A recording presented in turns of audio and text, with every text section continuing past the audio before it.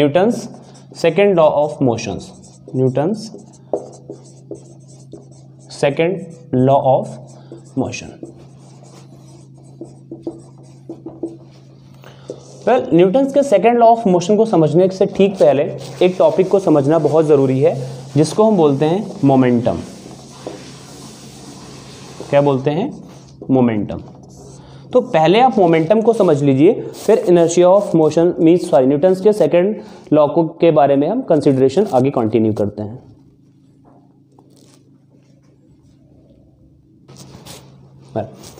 Well students, पहले थोड़ा सा जान लेते हैं कि मोमेंटम क्या होता है। मोमेंटम का मतलब होता है कि अगर कोई भी ऑब्जेक्ट जिसका मास स्मॉल m है वो वे वेलोसिटी से चल रहा है या यू वेलोसिटी से, उसको कुछ भी इसकी स्पीड है, तो मोमेंटम का मतलब होता है कि the product of the mass and the velocity it is equals to the momentum. बस इस कॉज को आपको समझना है।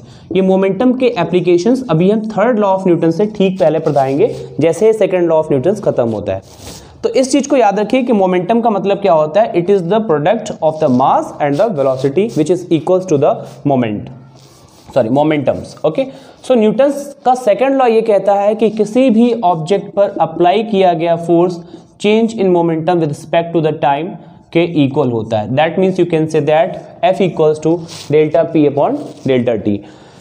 इसी चीज को बोलते हैं न्यूटन्स का second law of motion. In short हम इसको F is equal to mathematically F is equal to ma के फॉर्म में भी रिप्रेजेंट करेंगे। ठीक है, मान लीजिए कि कोई एक ऑब्जेक्ट है जिसका मास कितना है, स्मॉल m है। Let an object of mass small m, कोई एक ऑब्जेक्ट है जिसका मास कितना है, स्मॉल m है, and its initial velocity is u, initial velocity is u, उसको शुरुआत में u वेलोसिटी दी गई। अच्छा, आफ्टर t सेकेंड्स, कुछ समय के बाद में क्या होगा, आफ्टर t सेकेंड्स जो ऑब्जेक्ट की वेलोसिटी है वो चेंज होकर के v हो गई। After t seconds the velocity of the object becomes v। इतना क्लियर हुआ? मैंने बहुत सिंपल शब्दों में कहा कि अगर हमारे पास कोई एक ऑब्जेक्ट था जिसकी मास स्मॉल m थी एंड उसकी जो इनिशियल वेलोसिटी थी वो एक सीधी लाइन में से u वेलोसिटी से जा रही थी, t सेकेंड के बाद में क्या हुआ कि उसकी वेलोसिटी, क्योंकि उसके ऊपर मैंने F फोर्स अप्लाई किया, तो फोर्स अप्लाई करने से उसकी स्पीड कितनी हो गई, v हो गई, स्पीड में चेंजेस हो गया।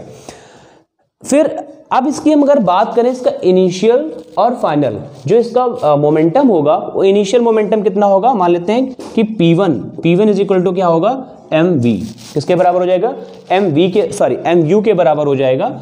एंड चूंकि उस पे हमने एक ऑब्जेक्ट के ऊपर एक फोर्स और अप्लाई किया जिसकी वजह से t सेकेंड्स के बाद में इसकी वेलोसिटी कितनी हो गई, v हो गई।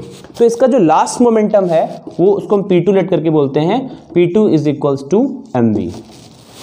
सो students, if you are talking about the change in the momentum, कि मोमेंटम में कितना चेंज हुआ, so you will say that delta P is equals to P2 minus P1. Delta P represents the change in the momentum. So you will say that change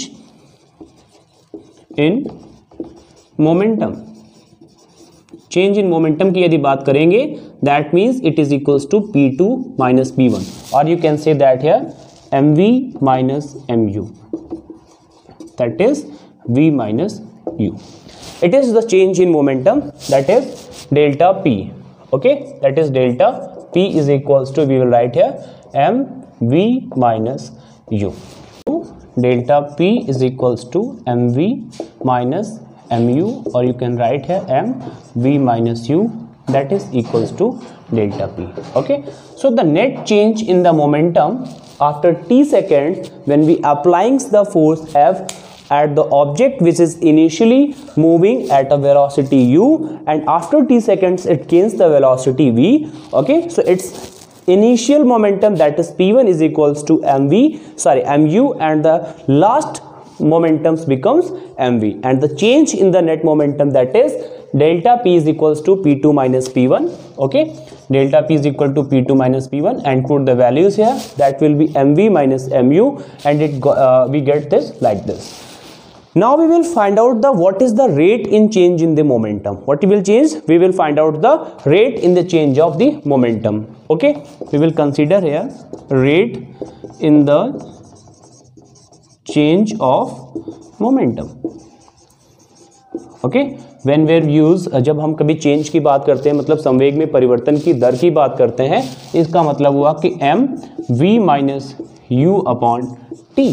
okay, so in short you can say that the rate in the change in momentum that becomes m v minus u upon t, और we can say that the applied force it is equals to, इसको हम क्या कह सकते हैं, rate in change in momentum का मतलब क्या हो गया कि अप्लाइड फोर्स, और वी कैन से दैट लगाया गया बल. ओके, और अप्लाइड फोर्स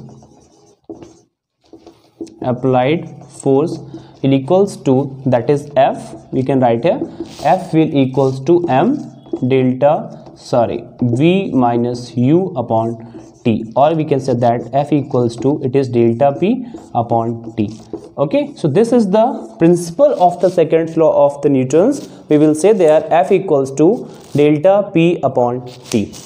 वेल स्टूडेंट्स, इसका थोड़ा मैथमेटिकल पोर्शन देखेंगे तो ये क्या हो जाता है, न्यूटन्स का सेकंड लॉ यही कहता है कि किसी भी ऑब्जेक्ट में rate in the change of momentum is equals to the applied force on the object.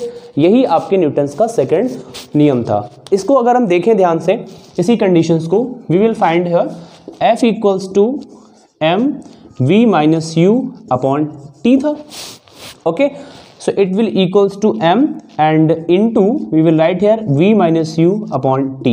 आपने एक्सेलरेशन, दैट इज त्वरण की डेफिनेशन समझी होगी. त्वरण क्या होता है कि किसी भी वस्तु के वेग में परिवर्तन की दर, the change in the rate of the velocities is equals to the acceleration. Okay, so v minus u upon t, that means इसको हम कह सकते हैं डेल्टा v, और जो भी यहाँ पे चेंज ही को तो रिप्रेजेंट कर रहा है, ये किसके इक्वल होता है, it is your acceleration. So you will find here F equals to, that is m into a. Okay, तो जो मैथमेटिकली फॉर्म्स होता है न्यूटन्स के सेकंड को, इसको हम गणितीय रूप भी बोलते हैं, that is F equals to ma. क्या होता है यहाँ पे, F equals to ma. Okay, it depends upon, F is directly proportional to m. Okay, it is directly proportional to a, और वहां से भी आप कर सकते हो. बट इसी चीज को, जो उनका बेसिक स्टेटमेंट था, वो क्या होता है, डेल्टा पी अपॉन टी, और डेल्टा पी का मतलब क्या हुआ कि संवेग में परिवर्तन की दर अपॉन डेल्टा टी. ठीक है, इसको एक्सपेंड किया गया, v माइनस यू को हम क्या लिखते हैं, यही तो एक्सेलरेशन होता है, और it is equals to F equals to ma. इसी को बोलते हैं न्यूटन्स का सेकेंड लॉ ऑफ मोशन का मैथमेटिकल फॉर्म. बट स्टेटमेंट आपका ये होता है, means the rate in the change of the momentum is equals to applied force of the object. Okay, so this is the concept of the Newton's second law of motion. Well, ठीक है, Newton's के second law का एक बहुत सीधा सा और simple सा एग्जांपल हम आपको बता देते हैं. देखो, न्यूटन्स का सेकेंड लॉ ऑफ मोशन यही तो कहता है डेल्टा पी अपॉन टी. ठीक, इसका मतलब क्या हुआ कि अगर आप टाइम को बढ़ाएंगे, क्या हुआ, अगर आप टाइम को बढ़ाएंगे, इसका मतलब क्या हुआ कि जो डेल्टा पी अपॉन टी है वो डिक्रीज कर जाएगा. इसका मतलब क्या है कि जो अप्लाइड फोर्स है वो थोड़ा सा कम पड़ जाएगा. इसी के एक एग्जांपल मैं आपको समझाता हूं कि जब भी कोई क्रिकेट खेलने वाला प्लेयर एक ऊपर से स्पीड से आती हुई गेंद को कैच करता है, तो अपने हाथ को थोड़ा सा वो पीछे की तरफ ले जाता है, ऐसे ना कि ऐसे पकड़ता है. वो क्या करता है, इस पोजीशन में ना पकड़ के हाथ को थोड़ा सा पीछे की तरफ ले जाता है. तो हाथ को थोड़ा सा पीछे की तरफ ले जाने का सिंपल सा प्रिंसिपल यही है कि इस दरमियान अगर आप इस पर्टिकुलर पॉइंट पे गेंद को कैरी करोगे यहाँ से, और यहाँ पे थोड़ा सा पीछे करके कैरी करो, तो यहाँ से यहाँ तक आने में आपका थोड़ा सा टाइम पीरियड बढ़ जाता है. टाइम पीरियड बढ़ने का मतलब हुआ कि जो मोमेंटम की चेंज ऑफ रेट है वो डिक्रीज कर गई, और वो डिक्रीज करने का मतलब क्या हुआ कि उसके द्वारा जो अप्लाइड फोर्स है वो अप्लाइड फोर्स थोड़ा सा कम पड़ जाएगा. और फोर्स कम पड़ जाने का मतलब ये है कि हमारे ऊपर लगने वाली चोट का खतरा कम हो जाता है. तो ये भी जो एग्जांपल्स है, मींस क्रिकेटर्स जो कैच पकड़ते हैं तो गेंद को थोड़ा सा अपने हाथों को पीछे की तरफ लाते हैं, वो यही होता है क्योंकि टाइम पीरियड बढ़ जाता है, और टाइम पीरियड बढ़ने के साथ साथ में जो rate of change in momentum होता है वो डिक्रीज हो जाएगा. इसका सीधा सा मतलब है कि अप्लाइड फोर्स की मैग्नीट्यूड कम हुई और आपके हाथों में चोट लगने से बच जाता है. इसके और भी एग्जाम्पल एग्जांपल्स हैं कि जो रेसलर्स होते हैं बेसिकली वो अपने फील्ड्स में मैट्स का यूज़ करते हैं या वो गद्दा वगैरह डाल लेते हैं, कुछ भी है, तो उसका भी सेम यही प्रिंसिपल होता है। तो ऐसे बहुत सारे और भी एग्जांपल्स हम आपको बताएंगे।